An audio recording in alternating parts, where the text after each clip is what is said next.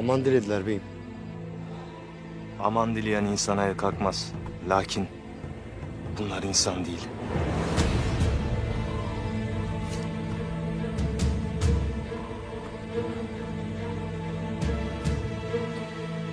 Onları esir edip obaya götürelim. Ola ki lazım olurlar. Kim bilir. Belki bir yiğidimizin hayatını kurtarmaya vesile olacaklar. O it kaçtı mı beyim? Kaçtı.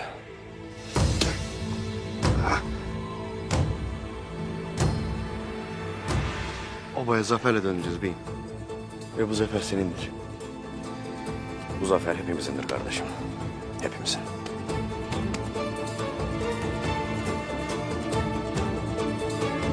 Allahu Ekber! Allahu Ekber!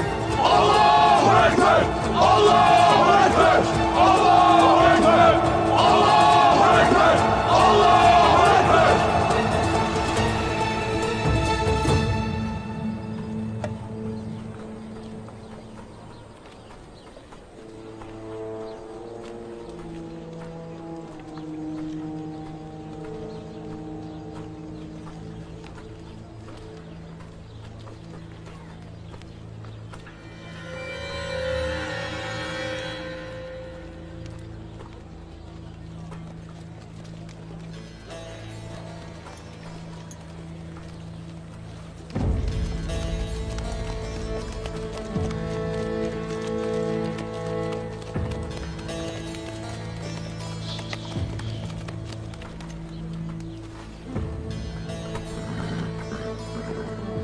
Altınları getirdin mi?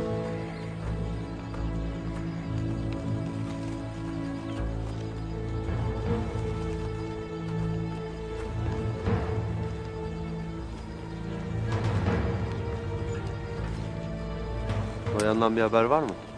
Yok efendim. Nerede bunlar, neler oluyor? Daha da öğrenelim bakalım ne işler dönüyor. Benden haber bekle.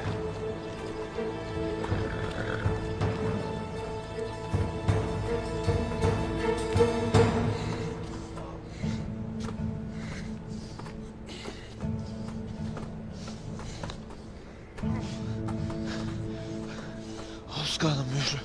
Sana emanet kardeşim. Merak etme Esra abi. Dayan kurban olayım. Dayan. Anam seni bekler.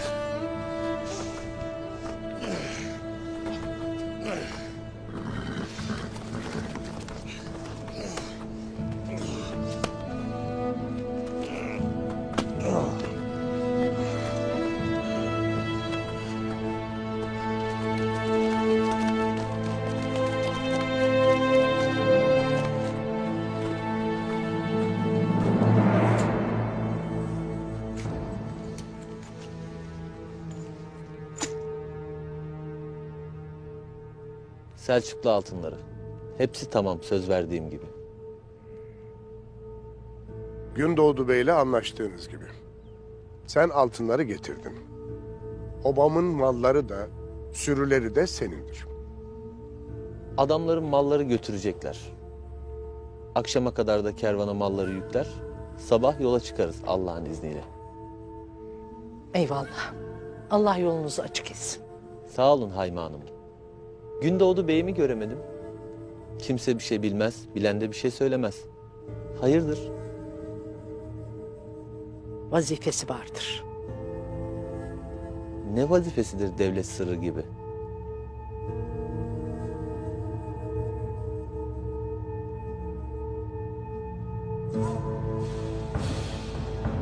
Doğru. Moğol belası, tedbirli davranmak lazım. Bendeki de boş tüccar ağzı işte. Altınları tek tek saymadan sakın malları